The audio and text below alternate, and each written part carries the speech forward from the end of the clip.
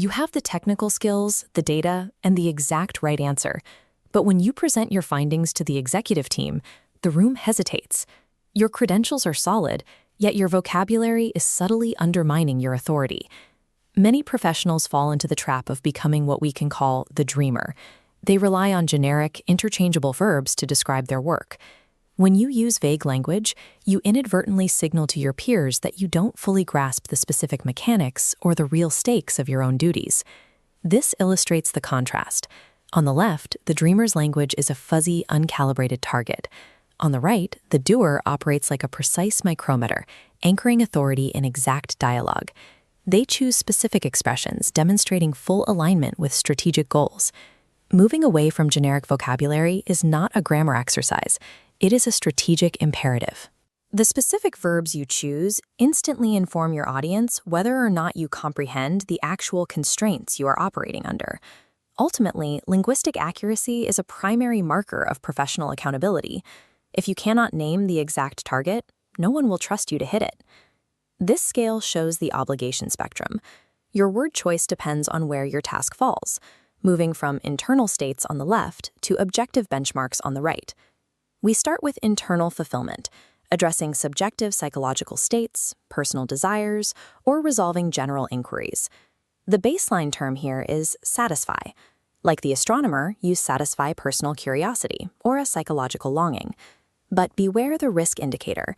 Using satisfy for business needs frames you as a subservient pleaser, losing stature and sounding like someone seeking approval rather than a strategic partner. Moving up the spectrum to external social pressures, we introduce live up to.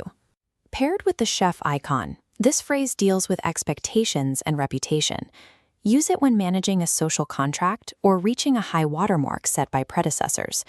The stakes here are entirely reputational.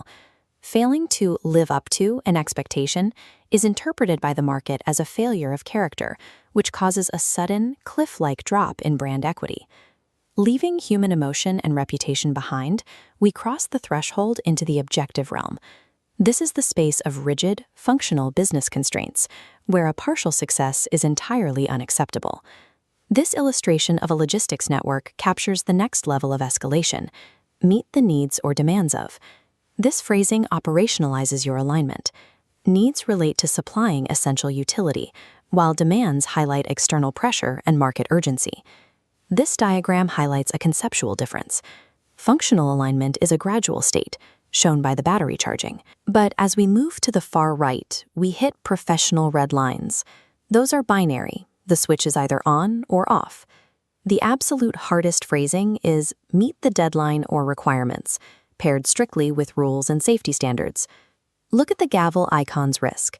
Using subjective vocabulary like satisfies for objective regulations makes mandatory, non-negotiable constraints appear dangerously optional. Crossing a professional red line without the correct, objective vocabulary turns what might be a simple operational delay into a severe legal or structural failure in the eyes of your stakeholders.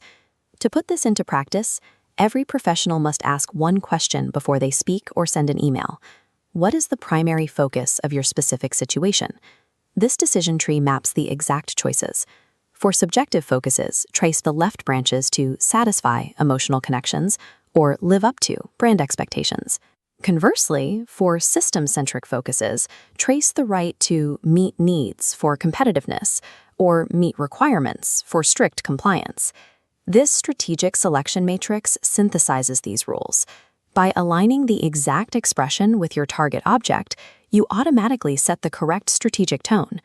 As the far right column reminds us, getting this wrong carries specific penalties, from reputational damage to an outright legal breach.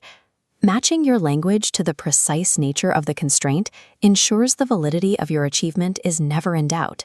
You stop sounding like a dreamer hoping for a good outcome and permanently establish yourself as a highly reliable doer.